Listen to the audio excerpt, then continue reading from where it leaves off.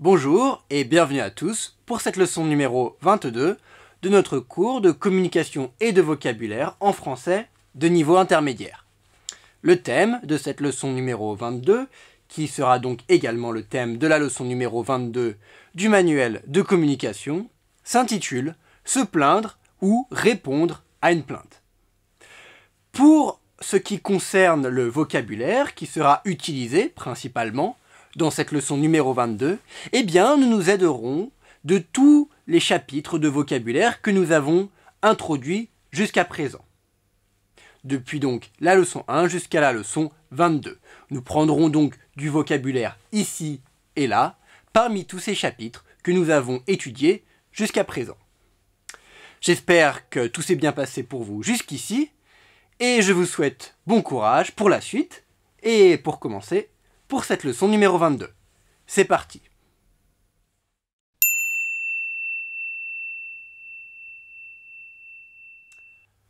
Un globe-trotteur. En français, une personne que l'on appellerait un globe-trotteur est une personne qui aime énormément voyager. Le verbe trotter, en français, signifie courir. Courir donc lentement, on peut dire trotter. Eh bien, un globe-trotteur, donc un globe comme le globe terrestre, c'est-à-dire la Terre, le monde, un globe-trotteur est évidemment une personne qui aime trotter donc autour du globe, autour du monde, qui aime donc voyager. Une personne que l'on appelle un globe-trotteur est donc une personne qui aime parcourir le monde et voyager. Des références. Ce que l'on appelle des références, en français, est ce qui permet de trouver, de reconnaître, de retrouver quelque chose. Par exemple, lorsque vous achetez un article, un produit, eh bien ce produit que vous achetez peut avoir des références. Pourquoi c'est important que le produit ait des références? Eh bien parce que si vous devez vous faire rembourser ou vous voulez échanger le produit, eh bien peut-être que vous aurez besoin des références, par exemple du numéro du produit, pour que l'on puisse donc retrouver ce produit et donc savoir que oui, c'est bien vous qui l'avez acheté, ce produit a été acheté tel jour, telle date, à tel moment, etc., etc. Les références donc permettent de référencer, de classer donc des choses, les références. La description. En français, lorsque l'on fait une description, eh bien, c'est tout simplement que l'on décrit quelque chose. Par exemple, si je vous fais la description de mon village d'origine, qui se trouve dans les Alpes françaises, eh bien, c'est tout simplement que je vous décris ce village. Je peux vous dire, il est donc dans les Alpes, l'hiver, il y a de la neige, etc., etc. Faire une description, c'est décrire quelque chose. Correspondre, le verbe correspondre en français, lorsque quelque chose correspond à quelque chose d'autre, eh bien, c'est que cette chose est donc la même que cette autre chose. Pour vous donner un exemple plus précis, par exemple, si vous me dites que vous êtes allé dans mon village et que je vous avais fait la description de mon village avant, donc vous allez dans mon village et vous me dites ensuite la description que tu m'as faite de ton village correspond à ce que j'ai vu. C'est-à-dire la description que je vous ai faite est la même que ce que vous avez pu voir dans mon village. Donc la description correspond à la réalité, c'est-à-dire à ce qui était vraiment là dans mon village. La description était bonne, c'était la même, elle correspondait à ce qu'est effectivement mon village. Lorsque quelque chose correspond à quelqu'un, c'est donc à peu près la même chose. Par exemple, si je vous dis que ce vêtement vous correspond, eh bien, c'est-à-dire que ce vêtement vous irait bien, il serait bien sur vous car il correspond par exemple à votre style. Un vêtement qui vous correspond, quelque chose en général qui vous correspond, et quelque chose qui vous irait bien, qui vous va bien, parce que ça correspond à votre style. C'est donc ce vêtement fait partie du même style de vêtements que vous aimez porter, il vous correspond. Le verbe donc correspondre. À proximité. En français, lorsque l'on dit que quelque chose est à proximité de quelque chose d'autre, eh bien, c'est tout simplement que cette chose est proche de cette autre chose. Par exemple, si je vous dis que j'habite à proximité de la boulangerie, eh bien, c'est tout simplement que la boulangerie est proche de chez moi. Elle est proche, elle est à proximité de chez moi. Citer. Le verbe citer, en français, signifie simplement dire, lire quelque chose. Par exemple, si je suis en train de lire un livre et que je vous cite ce qui est écrit dans ce livre, c'est tout simplement que je vous dis ce qui est écrit dans ce livre. Je vous explique. Ici, donc, il est écrit que l'auteur s'appelle Boris Vian.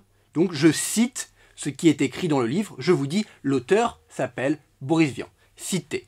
Lorsque l'on cite, c'est que l'on dit donc les propos, les choses que d'autres personnes ont dites, que d'autres personnes ont écrit. On cite.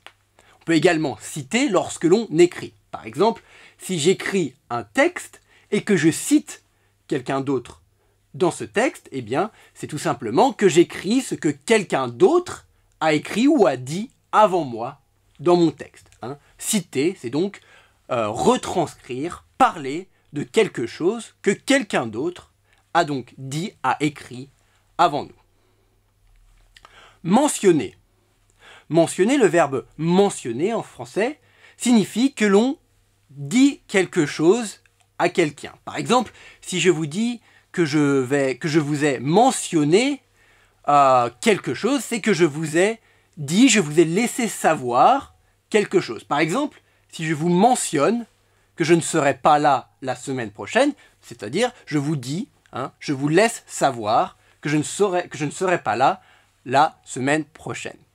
Mentionner, dire, c'est presque la même chose. Le verbe mentionner.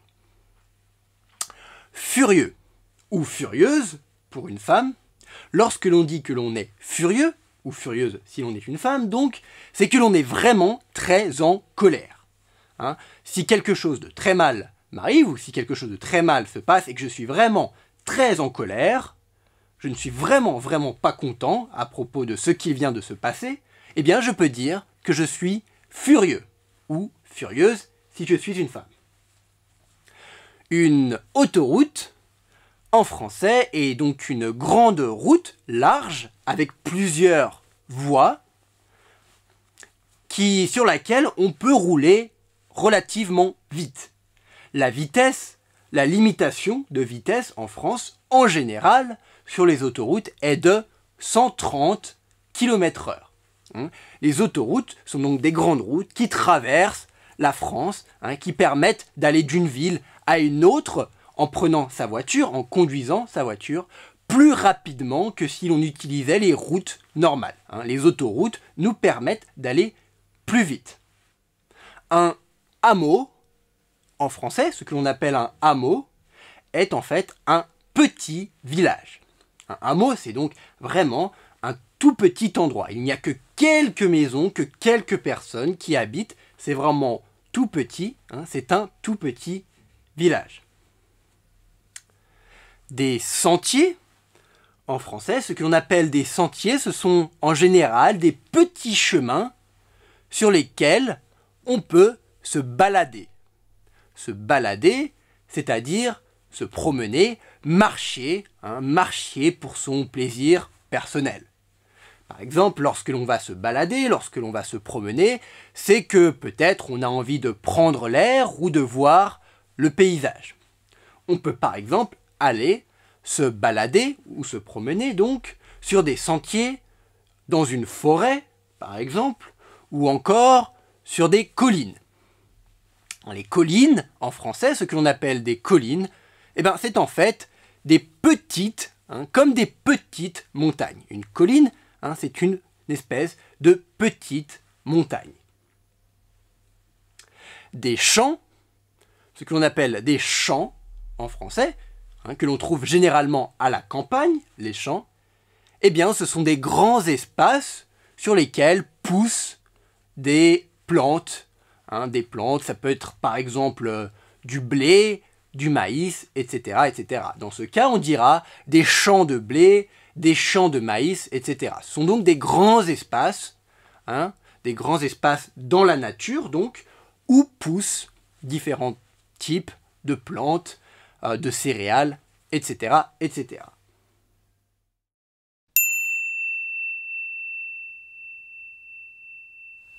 Agence Globetrotter, Thomas à votre écoute. Que puis-je faire pour vous? Allô, oui, bonjour. Je vous appelle car j'avais réservé un voyage par le biais de votre agence de voyage. Je viens de rentrer et je dois dire que le voyage n'était pas vraiment ce que l'on attendait. Ah bon? Et qu'est-ce qu'il s'est passé, madame? Eh bien, disons que la maison de campagne en pleine nature qu'on nous avait promise n'était pas vraiment en pleine nature. Ou alors, vous avez une curieuse définition de ce qu'est la nature. Avez-vous les références de votre réservation, madame? Oui, c'est AVG 09 10 95. Alors, patientez un instant, je vérifie tout ça. D'après ce que je vois ici, il s'agissait d'un séjour à la campagne près de Fontainebleau. C'est bien ça? En effet, c'est bien ça, monsieur. Alors, je vous écoute. Quel est le problème? Le problème, monsieur, c'est que la description du séjour sur votre site internet ne correspond pas à ce que nous avons pu voir là-bas. Dans quel sens, madame?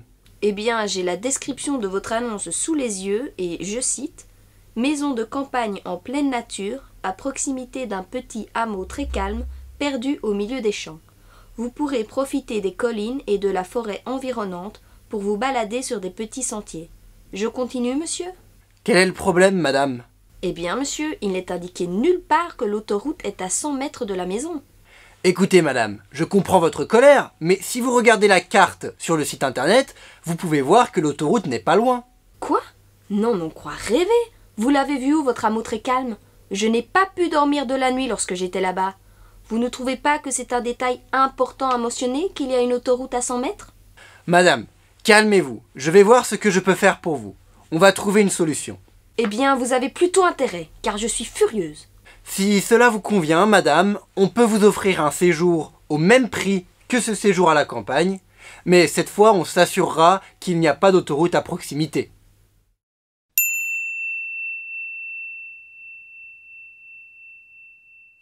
Agence Globetrotter, Thomas à votre écoute. Que puis-je faire pour vous? Allô, oui, bonjour.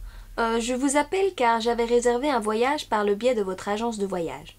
Je viens de rentrer et je dois dire que le voyage n'était pas vraiment ce que l'on attendait. Ah bon? Et qu'est-ce qu'il s'est passé, madame? Eh bien, disons que la maison de campagne en pleine nature qu'on nous avait promise n'était pas vraiment en pleine nature. Ou alors, vous avez une curieuse définition de ce qu'est la nature. Avez-vous les références de votre réservation, madame? Oui, c'est AVG 09 10 95. Dans ce dialogue numéro 1 de cette leçon numéro 22, Louise appelle une agence de voyage auprès de laquelle elle avait fait une réservation pour se plaindre car la réservation qu'elle avait faite ne correspond pas à ce qu'elle a vu, à ce qu'elle a fait, à ce qu'elle a vécu sur place lorsqu'elle était donc là-bas en voyage. Elle appelle donc l'agence de voyage pour se plaindre et c'est donc Thomas qui travaille dans cette agence de voyage, qui décroche le téléphone et qui lui répond et qui dit donc « Agence Globetrotter, Thomas à l'appareil ». Le nom de l'agence est donc, l'agence de cette agence de voyage est donc Globetrotter. Encore une fois, c'est ici un jeu de mots, évidemment, car c'est une agence de voyage qui vend des voyages, qui s'adresse donc aux personnes qui aiment voyager, et probablement donc aux personnes qui aiment parcourir le monde, marcher autour du monde, trotter, on pourrait même dire autour du monde, et donc qui sont peut-être parmi ces personnes donc des globetrotters. Le nom de l'agence, donc l'agence Globetrotter, est donc un jeu de mots, avec le mot donc globetrotter qui signifie une personne qui aime voyager. Louise alors répond à Thomas, donc de l'agence Globetrotter, et lui dit « Alors monsieur, je vous appelle car j'avais réservé un voyage par le biais, c'est-à-dire avec, par l'intermédiaire de votre agence. par le biais de votre agence. J'ai réservé un voyage avec votre agence, par l'intermédiaire de votre agence, par le biais de votre agence. C'est-à-dire que Louise a utilisé l'agence Globetrotter pour donc réserver, partir en voyage. Et donc elle explique, donc j'ai réservé avec votre agence, je viens de rentrer et je dois dire que le voyage ne correspondait pas, le voyage, donc ce que nous avons fait là-bas, ne correspondait pas à la description donc du voyage qui était faite sur votre site internet. Louise explique donc, elle dit je dois dire, lorsque l'on dit cela en français, dans ce cas où Louise est en train d'appeler pour se plaindre, lorsqu'elle dit je dois dire, lorsque l'on dit cela, eh bien c'est en général que l'on veut dire que on se doit de dire, il faut que l'on dise, car on est en train de se plaindre. Le voyage n'était pas ce que j'attendais, Louise attendait un voyage différent, un voyage mieux que ce qu'elle a eu. Malheureusement, elle n'a pas eu un voyage bon. Elle s'attendait à quelque chose de différent. Et elle doit le dire puisqu'elle est ici pour se plaindre. En français, lorsque je dis je dois dire que c'était particulièrement mauvais, on insiste, on dit je dois dire que, on insiste sur le fait que c'était mauvais. Je dois dire que c'était particulièrement bon, on insiste sur le fait que c'était très bon, que c'était particulièrement bon. Ici, Louise insiste sur le fait que le voyage n'était pas ce qu'elle attendait. L'agent, Thomas, donc, lui répond, il lui dit donc quel était le problème, qu'est-ce qu'il s'est passé. Louise lui répond alors, eh bien le voyage donc en pleine nature, en plein milieu de la nature, avec la nature partout autour de nous, que l'on nous avait promis, donc dans la description du voyage, eh bien n'était pas vraiment ce que l'on a eu là-bas lorsque l'on s'est retrouvé donc dans cette maison de campagne que nous avions réservée par le biais de votre agence. Ce n'est pas vraiment ce qu'on nous avait promis, ce qu'on nous avait dit lorsque l'on a réservé. Donc nous sommes déçus, ce que nous avons eu n'était donc pas ce que nous attendions. Ou alors, Louise explique, eh bien vous avez une bien curieuse définition de ce qu'est la nature. Lorsque l'on dit cela, ou alors vous avez une curieuse définition de la nature, c'est que Louise veut dire la définition que vous avez de la nature est curieuse, elle n'est pas normale. Lorsque l'on dit vous avez une curieuse définition de ceci ou cela, on dit en fait à quelqu'un la définition que vous avez, l'idée que vous avez de quelque chose n'est pas la bonne. Vous avez une bien curieuse définition de ce qu'est la nature. Ce que vous pensez être la nature n'est en fait pas la nature. Vous avez une bien curieuse définition de ce qu'est, par exemple, le respect. Lorsque je dis ça à quelqu'un, si je dis à quelqu'un, vous avez une bien curieuse définition de ce qu'est le respect, eh bien je dis à cette personne, vous n'êtes pas très respectueuse.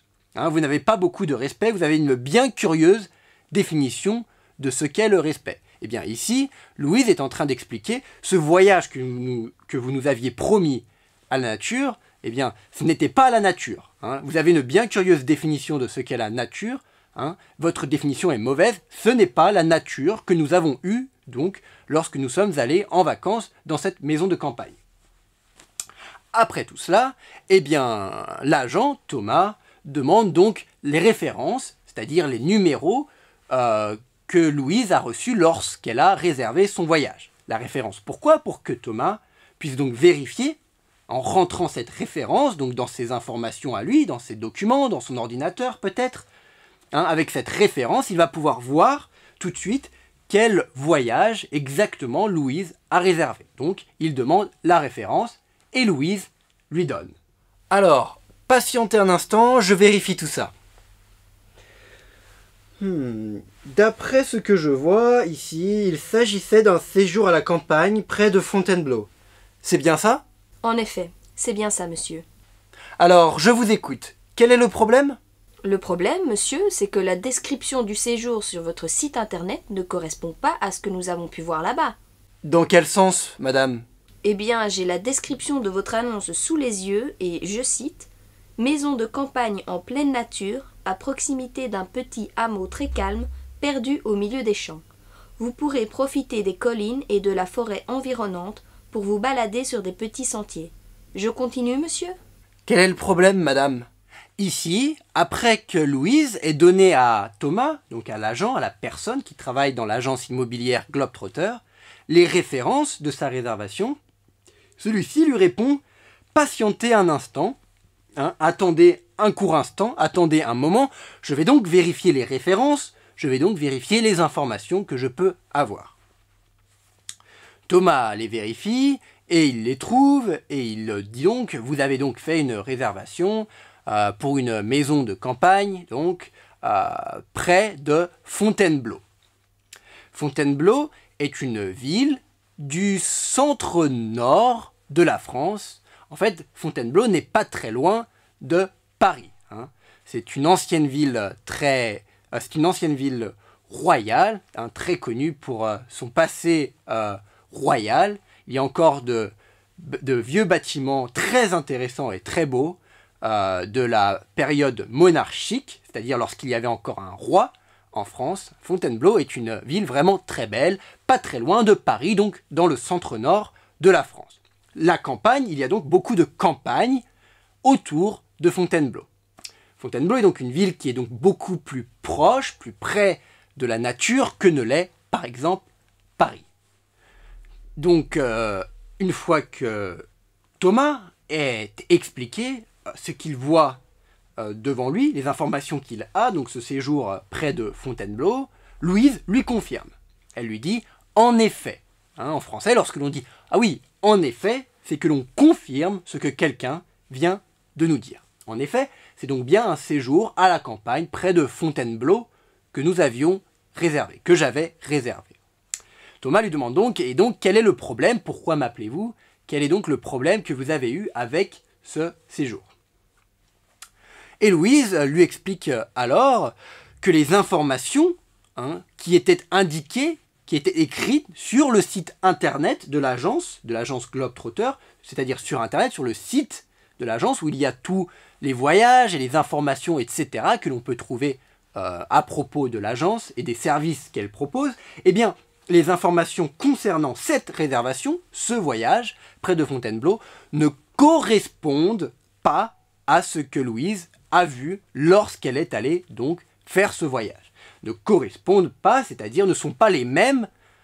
Louise, lorsqu'elle avait lu les informations sur Internet, sur le site Internet, eh bien, elle s'attendait donc évidemment à quelque chose de très différent que ce qu'elle a vu en fait lorsqu'elle est arrivée dans cette maison de campagne près de Fontainebleau. Les informations ne correspondent pas, ne sont pas les mêmes. Les informations ne correspondent pas, ne sont pas les mêmes que ce qu'il y avait en fait, en réalité, dans cet endroit où Louise est partie en vacances. Thomas répond donc alors à Louise, dans quel sens? Dans quel sens? C'est-à-dire, que voulez-vous dire? Quel est le sens, la signification, quel est le sens de ce que vous êtes en train de me dire? Dans quel sens voulez-vous dire que notre description sur notre site ne correspond pas à la réalité, à ce qu'est en réalité cette maison de campagne dans laquelle vous avez passé vos vacances? Dans quel sens? Louise lui explique alors. Elle dit donc, alors j'ai la description de cette réservation sous les yeux. Sous les yeux, c'est-à-dire juste là, juste devant moi, je peux donc vous la lire. Et donc, Louise dit, je cite, c'est-à-dire je lis ce qui est écrit ici. Donc Louise cite ce qui est écrit sur le site internet. Elle dit donc, alors maison de campagne en pleine nature, à proximité d'un petit hameau très calme. Maison de campagne en pleine nature, c'est-à-dire au plein milieu de la nature, à proximité, c'est-à-dire tout proche d'un petit hameau, d'un tout petit village très calme, c'est-à-dire il n'y avait pas de bruit, c'était très calme. Louise poursuit, elle dit ensuite que cette maison de campagne est perdue au milieu des champs, perdue, c'est-à-dire elle est vraiment isolée, il n'y a pas grand-chose autour, c'est une maison très calme, près d'un hameau, donc perdue au milieu des champs. Il y a les champs partout autour, c'est très calme, donc on a vraiment l'impression, lorsque l'on lit cette description, que l'endroit est très très paisible, est en plein milieu de la nature. Elle continue ensuite sa description, qui dit qu'il y a de la forêt autour, des collines, des sentiers sur lesquels on peut se balader, etc. etc. Ensuite, Louise dit à Thomas, à l'agent donc, « Je continue, monsieur ?» Je continue, monsieur, c'est-à-dire, est-ce que j'ai besoin de continuer à lire ce qui est écrit sur votre site internet, ou est-ce que vous avez déjà compris quel était le problème? C'est ce que Louise veut dire ici lorsqu'elle demande « Je continue, est-ce que c'est nécessaire que je continue, ou est-ce que vous avez compris et que vous allez donc pouvoir m'expliquer pourquoi cette description ne correspond pas à ce que j'ai vu lorsque je suis parti en vacances ?» Apparemment Thomas ne comprend pas ou ne veut pas comprendre ce que Louise est en train de décrire. Il dit donc quel est le problème. Eh bien, monsieur, il n'est indiqué nulle part que l'autoroute est à 100 mètres de la maison. Écoutez, madame, je comprends votre colère, mais si vous regardez la carte sur le site internet, vous pouvez voir que l'autoroute n'est pas loin. Quoi? Non, quoi rêver? Vous l'avez vu où, votre amour très calme? Je n'ai pas pu dormir de la nuit lorsque j'étais là-bas. Vous ne trouvez pas que c'est un détail important à mentionner qu'il y a une autoroute à 100 mètres? Madame, calmez-vous, je vais voir ce que je peux faire pour vous. On va trouver une solution. Eh bien, vous avez plutôt intérêt, car je suis furieuse. Si cela vous convient, madame, on peut vous offrir un séjour au même prix que ce séjour à la campagne, mais cette fois on s'assurera qu'il n'y a pas d'autoroute à proximité.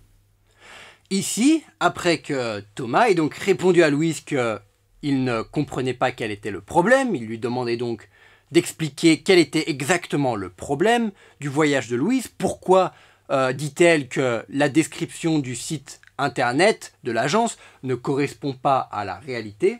Louise lui explique alors, eh bien monsieur, il n'est indiqué nulle part, il n'y a aucun endroit où il est indiqué que, c'est indiqué nulle part, que l'autoroute, qu'il y a une autoroute, donc une autoroute c'est une route rapide sur laquelle on peut rouler rapidement, une route large avec plusieurs voies, les voitures y roulent donc rapidement. Il y a donc une autoroute à 100 mètres de la maison de campagne, à 100 mètres, donc extrêmement proche. Le problème, évidemment, lorsqu'il y a une autoroute si proche d'une maison, eh bien, c'est que c'est très bruyant. C'est très bruyant, il y a du bruit, les voitures passent en roulant vite, donc ça fait vraiment beaucoup de bruit, ce n'est pas très confortable d'habiter près d'une autoroute. Donc c'est ce que Louise veut expliquer ici.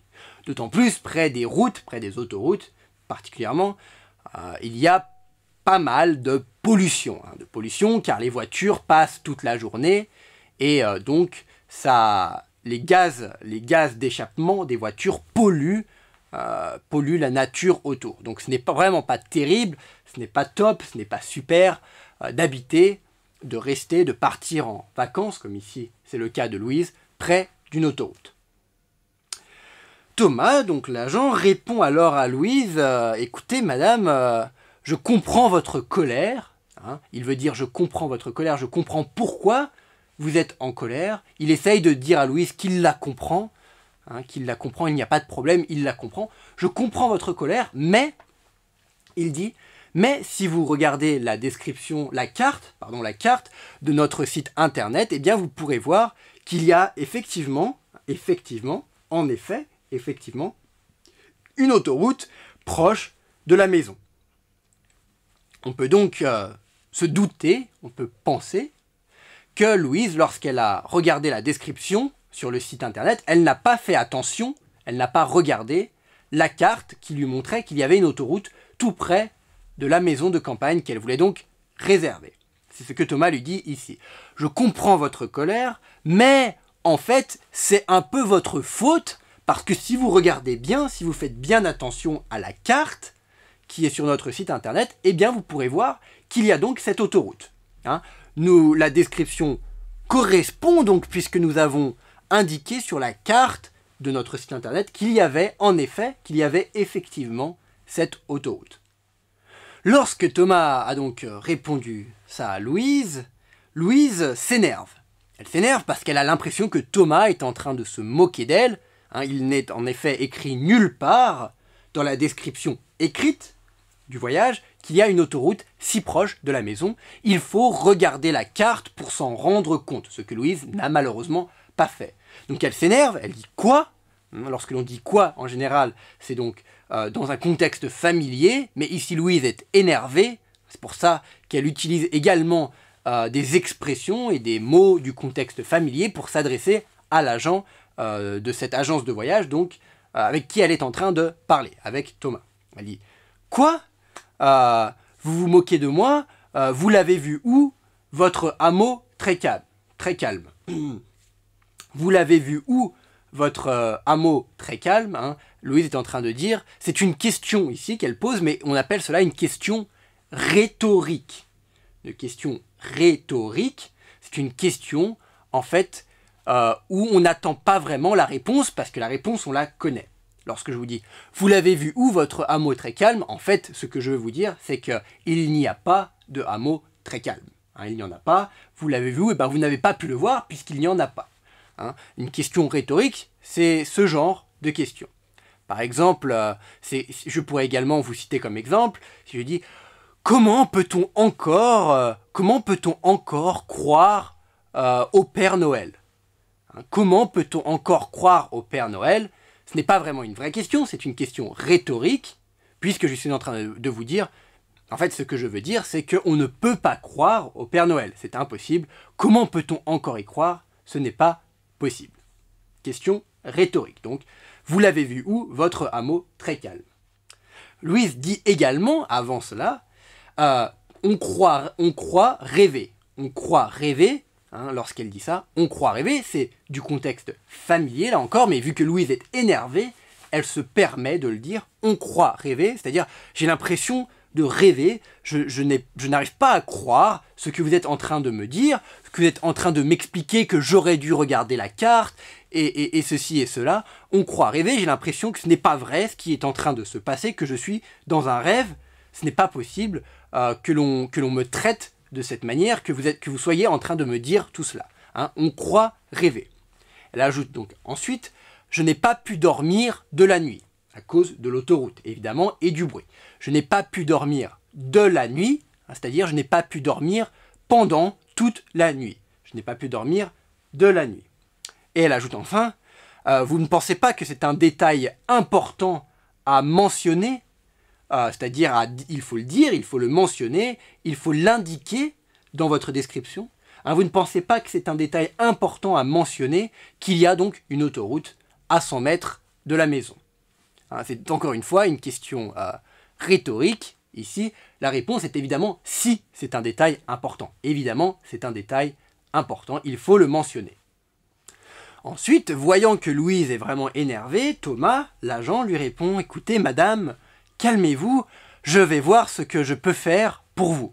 Hein, je vais voir, c'est-à-dire je vais essayer de faire quelque chose pour vous, de vous aider, de résoudre le problème. Je vais voir ce que je peux faire pour vous. » Louise lui répond alors, eh bien vous avez intérêt, hein, vous avez plutôt intérêt, c'est-à-dire c'est dans l'intérêt de Thomas. Thomas a intérêt à trouver une solution, c'est dans son intérêt, car comme on l'a vu, Louise est vraiment énervée lorsqu'elle dit donc « vous avez intérêt », c'est-à-dire si vous ne le faites pas, je vais vraiment m'énerver et vous aurez des problèmes. Peut-être qu'elle appellera son patron ou peut-être qu'elle portera plainte contre l'agence de voyage, on ne sait pas, mais elle dit à Thomas « vous avez intérêt car je suis furieuse, hein, furieuse, je suis très énervée, je suis très en colère, hein, donc vous avez intérêt à trouver une solution à mon problème. » Thomas lui répond alors « Si cela vous convient, madame, c'est-à-dire si cela est bon pour vous, si vous êtes d'accord avec ce que je vais vous proposer, donc si cela vous convient, madame, eh bien, nous pouvons donc vous proposer, vous offrir, c'est-à-dire on vous le donne, vous n'avez pas à payer pour cela, on vous l'offre, donc nous pouvons vous offrir un séjour au même prix que celui que vous venez de payer, d'acheter donc pour votre séjour à la campagne que vous venez de passer.